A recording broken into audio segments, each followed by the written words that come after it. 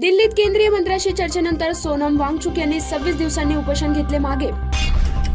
सरकार आणि आंदोलनकर्त्यांमध्ये चर्चा सुरू. शिक्षण मंत्र्याच्या राजीनाम्याबाबत उत्सुकता वाढली. पंढरपुरात 7 शेतकऱ्यांना आज कर्जमुक्तीचे 7/12 वाटप होणार. पेपरफुटी करणाऱ्यांवर कठोर कारवाईसाठी नवीन कायदा आणणार. पंतप्रधान मोदींची घोषणा. पुण्यात कोरेगाव पार्कमध्ये जलवाहिनी फुटल्याने कृत्रिम पाणी टंचाई निर्माण. सिंहगड रस्ता परिसरात चिखल आणि खड्ड्यांमुळे वाहतूक विस्कळीत. पुणे विद्यापीठात ऑगस्टमध्ये कंत्राटी पदभरती. निविदा प्रक्रिया सुरू. बचत गटातील लाडक्या बहिणींना 615 कोटी रुपयांचे बँक कर्ज मिळणार. सोलापुरात पुढील 4 दिवस हलका ते मध्यम पावसाचा अंदाज. तांत्रिक अडचणीमुळे कचरा वेचकांच्या मुलांना शिष्यवृत्तीपासून राहावे लागणार वंचित.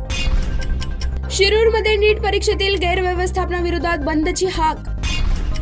पालघरमध्ये मुसळधार पावसामुळे शाळा आणि महाविद्यालयांना सुट्टी जाहीर. मध्य रेल्वेच्या संपूर्ण लोकल ताफ्यावर सीसीटीव्हीचे सुरक्षा कवच असणार.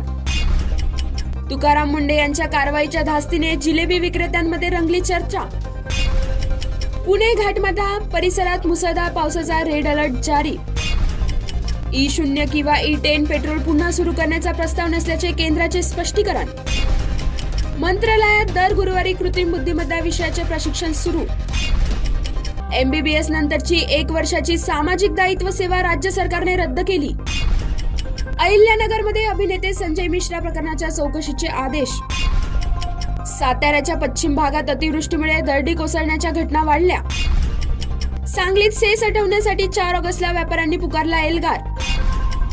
ठाण्यात वाहतूक पोलिसांनी जीवघेणे खड्डे बुजवत वाहन चालकांना दिला दिलासा. दादर आंदोलनातील तरुणाला पोलिसांनी धमकी दिल्याचा आरोप.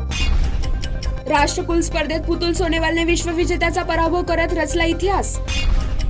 छत्रपती संभाजीनगरातील गळक्या जिल्हा परिषद शाळेवरून शिक्षण विभागावर संताप.